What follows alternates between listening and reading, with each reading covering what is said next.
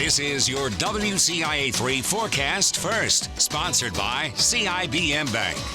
Well, another work week is in the books, and in the middle of that work week, we kind of flip seasons there. We're feeling nice and chilly out here tonight. Temperatures right around 30 degrees. In fact, 30 exactly here in Champaign. Got the State Farm Center up there on the Flowing America INET campus. Illini basketball back in town tonight. Take a look at our winds. Pretty breezy out there out of the northwest, between about 10 and 20 miles an hour. So certainly feels like a winter day out there right now. And as we look throughout the course of the night, cloudy skies throughout, lows dipping into the upper 20s. You know what that means. Those temperatures are cold enough for some snow, and that might be just what we see down here to the southeast tonight. We have a few chances there for some flurries and some light snow showers as we approach the morning hours there tomorrow. Take a look at what's ahead. That snow is going to visit us tomorrow. Should be out sometime there in the evening. Another cold night is in store. But after this one snow chance, do we see more here in the future? Find out as WCIA 3 News at 9 o'clock starts right now. You're watching your local news leader. This is WCIA 3 News at 9 on X49. We are extremely thankful that it was mostly contained to this loading dock area. Danville's Habitat for Humanity needs some help. A fire destroyed their garage last night. Thanks for joining us tonight. I'm Scarlett O'Hara. That fire led to an explosion that took out the roof and overhead door. An inspector says it was chemicals that most likely started the fire. They say a petroleum tank in the garage played a part in the explosion. WCIA 3's Ariana Williams explains.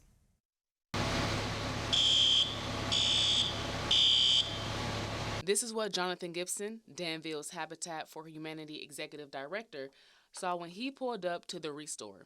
He thought he was responding to a simple door being left open, but what he saw left him devastated. To then come and see fire streaming through with not knowing any idea of the extent of how bad it is. Fire investigator Chris McMahon says it's safe to say several things played a part in the fire. That includes a gust of wind and the propane tank. But it didn't destroy everything. So there is absolutely parts that are going to be salvageable, but we have a lot of work to figure out what we can do to get operational again.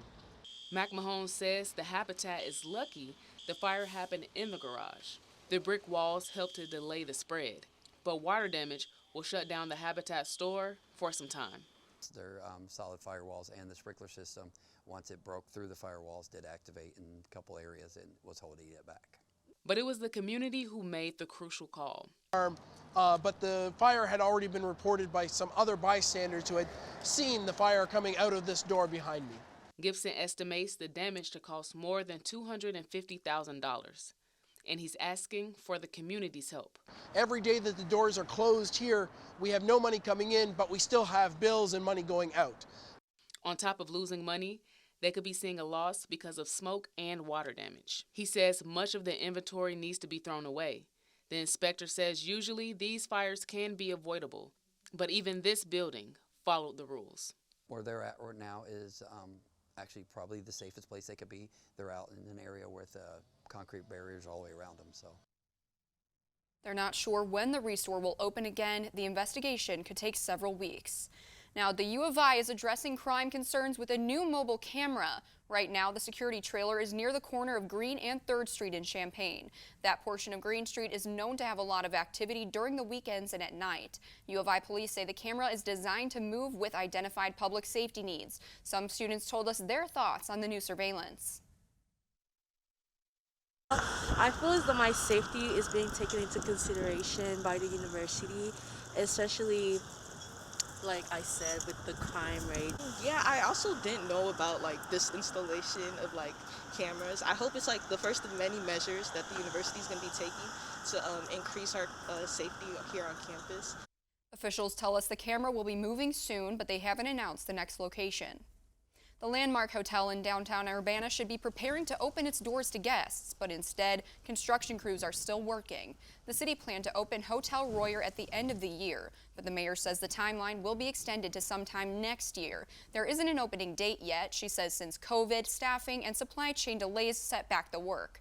Leaders first broke ground on the hotel last fall. Urbana City Council will meet in the next few weeks to consider an extension on the agreement.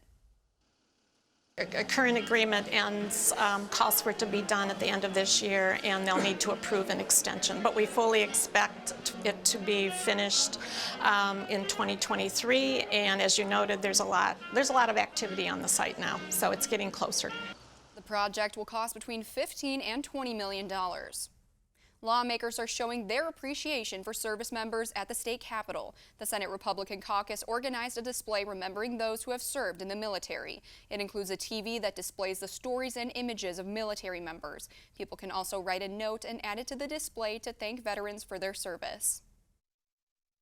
So it's just a way to show our appreciation and lift them up in our community, and just show those that dedicate their lives to preserving our freedoms. They've received about 500 submissions so far. The display will stay up until November 28th.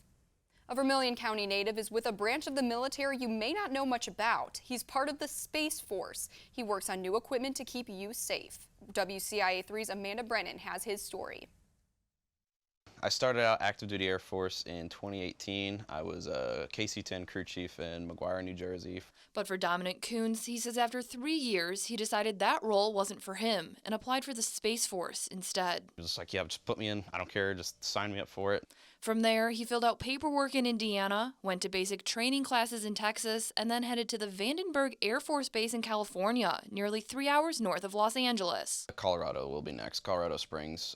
He grew up in Westville, graduated from Westville High School in 2018, and has now lived all over the country. Kuhn says he's always wanted to serve the country, but never imagined he'd be one of the 8,000 of the uniformed members with the Space Force. That was one of the more shocking things, was I didn't realize how exclusive all this stuff was. He says his work is a combination of the 3 disciplines in the force: space battle management, electronic warfare, and orbital warfare. He says the flood of new information can be overwhelming at times, but has his family's support the whole time. Whatever you want to do, it's your career.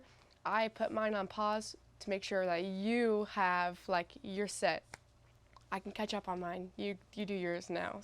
They now both know just how crucial space is for everyone, whether you know it or not. Take, for example, our GPS, tells you where you are, but that's kind of face value what it does. GPS alone is it handles bank transactions, ATM transactions, farming, just all these things. Reporting in Champaign, I'm Amanda Brennan, WCIA 3, your local news leader. The Vermilion County War Museum in Danville is adding the Space Force to its Armed Forces display and featuring Coons. The museum says they hope to add items from him in the next few weeks. President Biden says he wants to lead the U.S. globally when it comes to climate change, how the Inflation Reduction Act will help. Plus, there's chaos on Twitter after just days of the blue checkmark subscription opening up. Why it's already been temporarily suspended. Now, a look at weather with Seth. Seth, we've got a cold weekend ahead. Yes, we do. And considering it was middle 70s here earlier this week, it's just not fair what we're feeling right now. Negative 30 from what it felt like here 24 hours ago. We got a cold weekend coming up and some chances for snow as well. Details to come after this.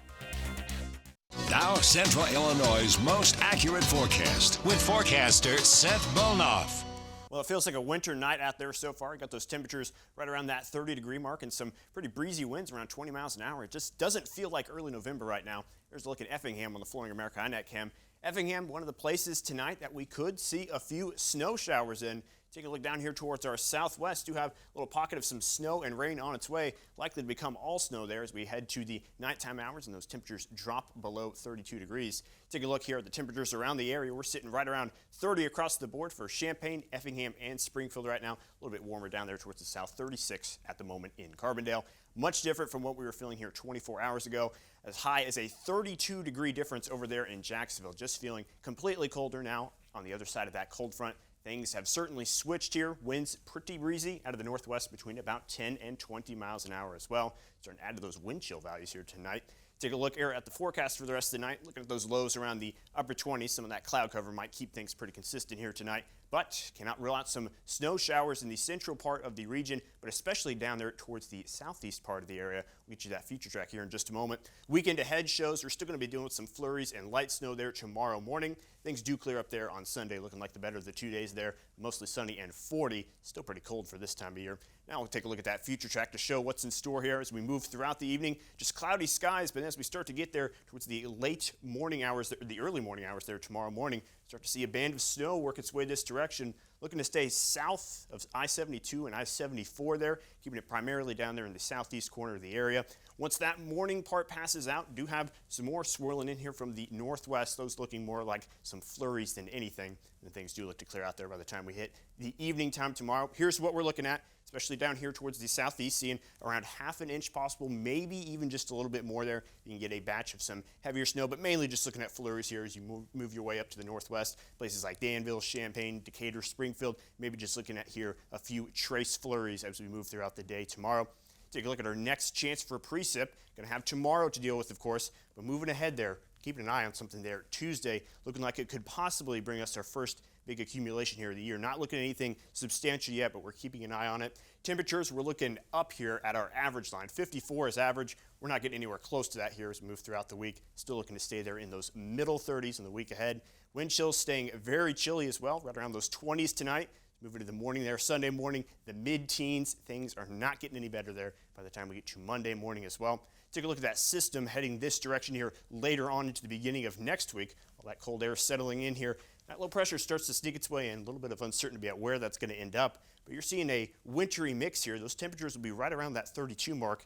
That could make things just a little bit messy there on Tuesday. Looking at tonight, again, very low impacts look to be out of this. We're really looking ahead there towards next week around Tuesday. We're going to start to see some possible impacts. Take a look at that 7-day forecast. Again, chances for snow tonight, particularly down to the southeast as we move ahead. Sunday and Monday, things clear out. But keep an eye there on Tuesday for possibly our first accumulation here of the year, possibly looking there to start measuring snow in inches. And it just doesn't seem fair. I think we broke a record on Wednesday at 78 degrees. Now we're talking about snow coming here tonight. Just not fair. Big change from what we've seen earlier this week. Thank you so much, Seth. Now, when we come back, we'll have a look at your national news.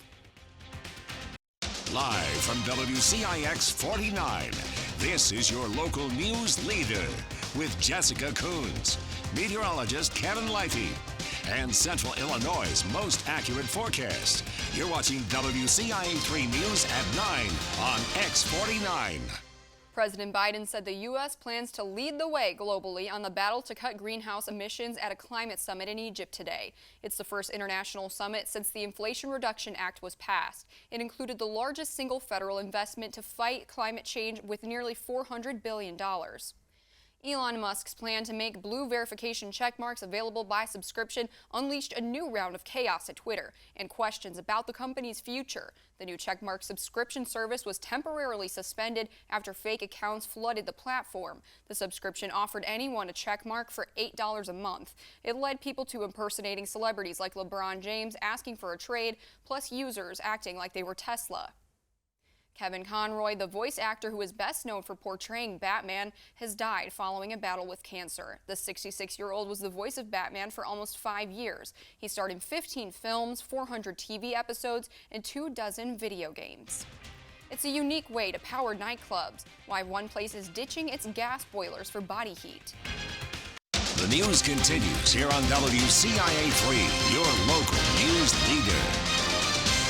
A nightclub in Scotland is harnessing an unusual kind of natural energy. It's using body heat from dancers to power the venue. CBS's Tina Krause has a story from London. Nightclubs are known for that powerful beat. But at this one in Scotland, it's all about the heat. That's what's great about body heat is our audience participates in the system. Dancers work up a sweat, not just to party, but to help power the club. The faster they move, the more heat they generate. Where does that heat go? So thankfully we were able to capture it through this system. The body heat system traps warmth from people packed on the dance floor and pipes it underground, where the energy gets stored in rocks that act like a thermal battery. Then when we need the heating for something else, at a different time of day or a different part of the venue, we can transfer the heat from the rocks back into the venue. Owners of the club have now ditched their gas boilers and hope to eventually reduce carbon emissions by up to 70%. And they say the climate-conscious concept is striking a chord with clubgoers. So just by coming to an event, coming to a gig or a club or anything, you're part of that kind of low-carbon solution for the venue. Researchers say dancing the night away can generate around 500 watts of energy, about 5 times what you give off sitting on the couch. meaning getting down to the beat may have the power to help energize not just the body, but the planet too. Tina Kraus, CBS News. Using people to generate eco-friendly energy is growing in popularity. Earlier this year, the British band Coldplay rolled out kinetic dance floors and stationary bikes for fans to help power the show. Now, the latest consumer report has been released, what it says about the prices of clothing and groceries. And it's another blow to President Biden's student loan forgiveness plan, why applications aren't being accepted. A federal judge in Texas has declared the student debt forgiveness program unlawful. The Biden administration is now no longer accepting applications for the program. Education Department officials say it'll hold applications for the roughly 26 million people who have already applied. The Biden administration hopes to appeal the ruling, but the legal process could take weeks to play out. The latest consumer price index shows the U.S. inflation rate is up 7.7% compared to 1 year ago. Year after year, that's the smallest increase since January. A separate report released Thursday by Adobe Analytics showed online prices fell in October for clothing, electronics, toys, and sporting goods, but continue to rise for groceries and other essentials. In a warning to parents of young children, nearly 150,000 Mockingbird strollers bought online or at Target stores in the last couple of years are being recalled. The Consumer Product Safety Commission says the lower end of the frame can crack, causing a child inside the stroller to fall. At least 8 children have been hurt. The company will provide a fix for free. We'll have a final check of your forecast after this. One last check of that 7-day forecast. Boy, have things changed quickly. Talking about chances for snow here tonight, particularly down there towards the southeast. Might see up to a ½ inch of snow. Those should finish up by noon there tomorrow, clearing up for Sunday and Monday. But another front moving through here on Tuesday, looking like it could bring us our first big accumulation of the year as we head towards the beginning of next week. Thank you so much, Seth, and thank you for joining us. We hope to see you on WCIA 3 News at 10.